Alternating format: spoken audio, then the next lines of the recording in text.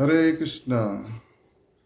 करारविन्देन पदारविन्दं मुखारविन्दे विनिवेशयन्तं भटस्य पत्रस्य पुटे शयानं बालं मुकुन्दं मनसा स्मरामि।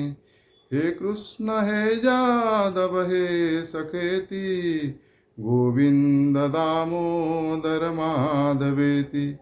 जीवे पिबस्व अमृतमेव देव गोविंद दामोदर माधवेति। जय श्री कृष्ण की जय। आज पवित्र एकादशी तिथि। तो प्रत्येक 15 दिन रे गोटे गोटे एकादशी पड़सी प्रत्येक मासरे। तो आज जेन एकादशी होइछे इटा कहसन शयनी एकादशी बा हरिशयन एकादशी। इटा होइछे बड़ एकादशी। तो वर्षक 4टा एकादशी बड़ एकादशी पड़सी। तो आज से भितर गोटे पवित्र एकादशी बड़ एकादशी। तो आज ये एकादशीटा समस्ते करबार कथा। भगवान नारायण भगवान विष्णु के स्मरण करी भगवान कृष्ण के स्मरण करी आज एकादशीटा कले बहुत पुण्य लाभ मिलसी।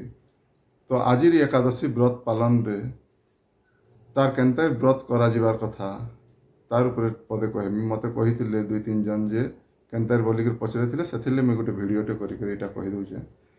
तो आज जेन एकादशी हवा खाना पीना तमें से रेस्ट्रिक्शन अच्छे।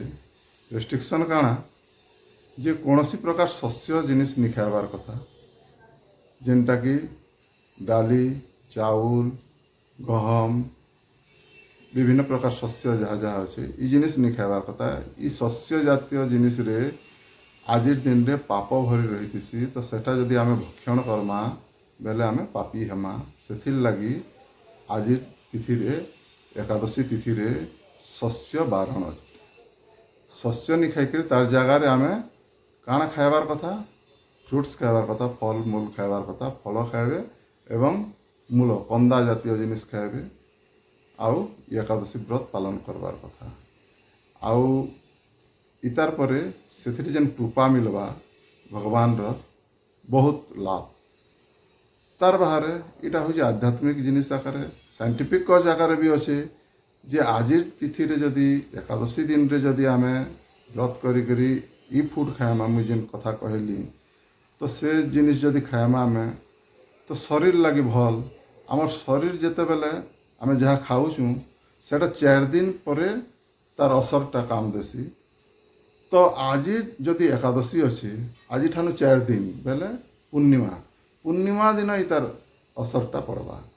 तो पूर्णिमा दिन आज जदि आमे हल्का जिनिस खाइतेमा तो तार असर पूर्णिमा दिन रे हल्का जिनिस रहबा। कारण मुई कहे पूर्णिमा दिन के बोलिक कहूचे जे पूर्णिमा दिन रे जदि आमर हल्का थिबा बेले आमर प्रेशर बॉडी रो प्रेशरटा भी कम रहबा एवं आमको दिही सुस्थ रखबा एवं भल लगबा निजके। कारण पूर्णिमा तिथि रे सबू तार माने चतुर्गुणा हो जासी दुनिया रे। जदि जे हेवी फूड खाई थिबे पूर्णिमा तिथि रे तार हेवी लागिकरी गरिष्ठ रहबा पेट प्रॉब्लम रहबा। तार परे जार मस्तिष्क प्रॉब्लम थीसी पूर्णिमा तिथि रे बहुत प्रॉब्लम है तार मूडटा। तापरे देखुन समुद्र रे जुआर भी अधिका आसी पूर्णिमा तिथि रे। तो एंता सबू जिनिस तार माने बहुत गुण रे फुली उठसी। तो सेथिर लगी आम शरीर के भी सुस्थ रखबार लगी जदि एकादशी दिन अल्प आहार हवा बेले दिहीटा भी भल रहबा। साइंटिफिक कज रे भी आमर एकादशी करबार कथा आउ आध्यात्मिक रे भी आमे एकादशी करबार कथा। एवं समस्त को अनुरोध एकादशीटा करी व्रत पालन कले मंगल हवा निजर भी मंगल हवा। हरे कृष्ण।